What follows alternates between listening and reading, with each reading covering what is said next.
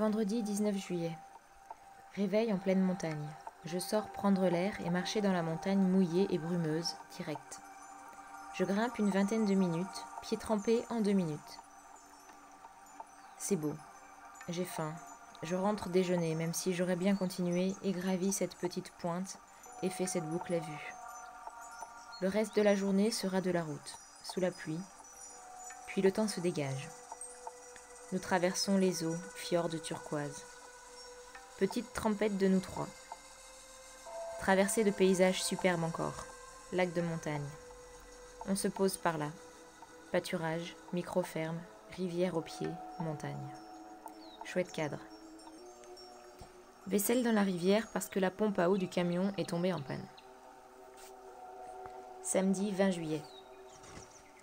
Today, notre idée s'est baladée. La pompe à eau est démontée.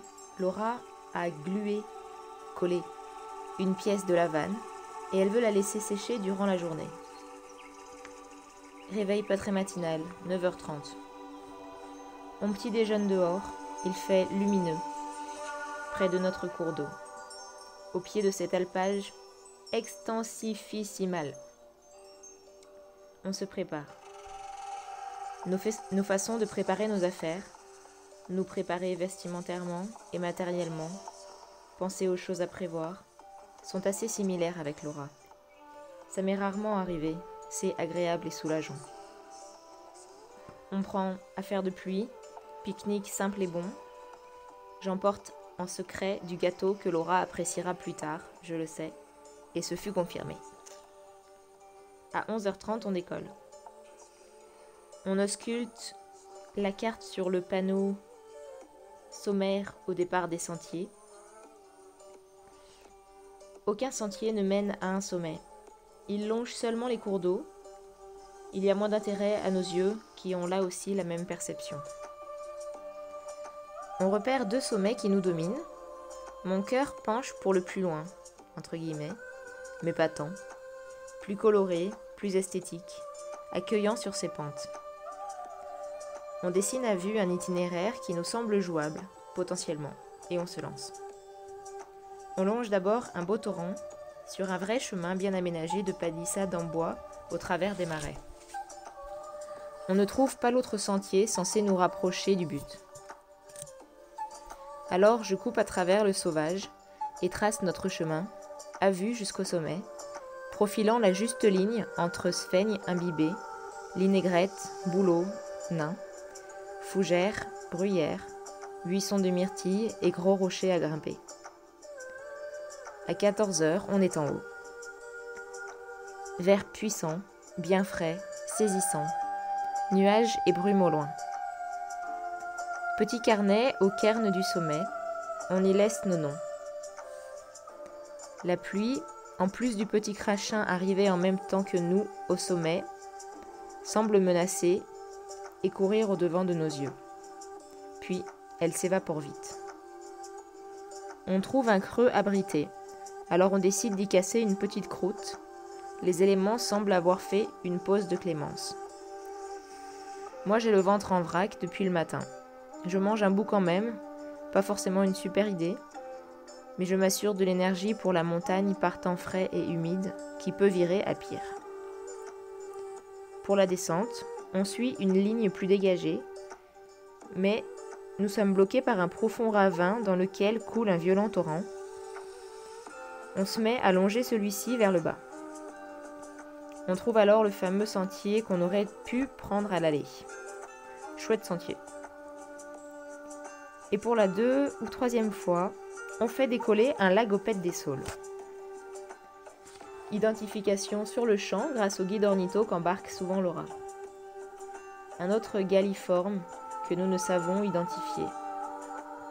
Entre parenthèses, nous avons observé aussi un autre galliforme que nous ne savons identifier. Et plus bas, de retour auprès des larges cours d'eau, nous assistons au jeu des cincles qui tournent autour de nous. Des jeunes, clairs et qui piaillent beaucoup, d'après mon interprétation. Je les shoote en photo. Beaucoup. J'ai eu aussi un beau lagopède que nous avons brièvement traqué, entre guillemets, après son premier envol, puis qui s'était reposé quelques mètres plus loin. Nous sommes trop contentes de cette observation. Retour au camion, 17h30, trempé. Je suis bien, super bien. Pieds trempés, mes chaussettes mérinos qui gardent au chaud. Laura a froid, elle. Nous prenons un petit thé de cynorrhodon qui fait du bien. Puis, reprise de la route, sous la pluie. Lac aux brumes fumantes, pente abrupte des fjords qui se jettent dans l'eau immense, aux silhouettes vaporeuses qui s'effacent dans les lueurs du soir. On se pose près d'un lac, belle ambiance.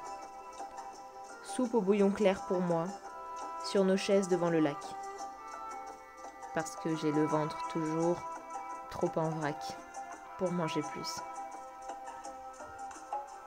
Dodo tôt, fatiguée, mais bien dans mon corps, bien dans ma tête de cette journée mouvante en plein air, émerveillée.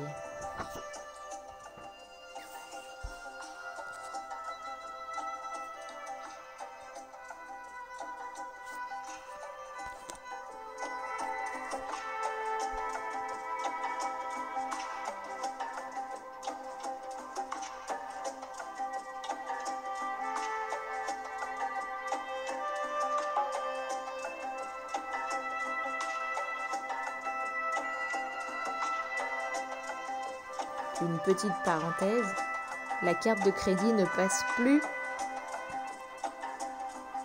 entre parenthèses encore, pour faire le plein notamment, ce qui est assez embêtant parce que jusque-là on comptait beaucoup sur ma carte bancaire pour faire les pleins. Les 1000 € semblent avoir été atteints cette semaine.